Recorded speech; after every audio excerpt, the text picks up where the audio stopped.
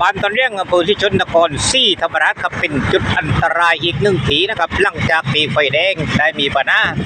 เสียไปหลายวันก่อนกับวันนี้ก็มีรถเกิดอุบัติเหตุรถชนกันนะครับจำนวน3 คันครับกันหน้าอาจจะเลี้ยวก็ได้ครับเพราะว่าทางเลี้ยวมันไม่มีนะครับโดยเฉพาะไฟแดงเสียรถจะมาเลี้ยวบริเวณนี้มาครับ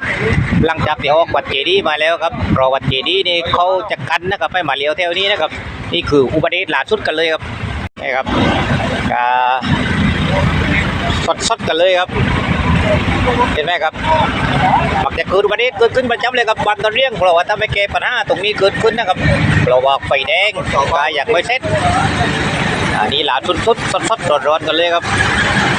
จุดเกิดเหตุจะเกิดขึ้นเป็นประจำนะครับบริเวณนี้ก็ถนนสายนครศรีธรรมราชครับบริเวณหมู่ที่ 6 ตำบลสะเพาอำเภอที่ชนครศรีธรรมราชครับนี่นะดวงได้ครับแปรรถจากบ้านตอนเรียงจุดเกิดเหตุ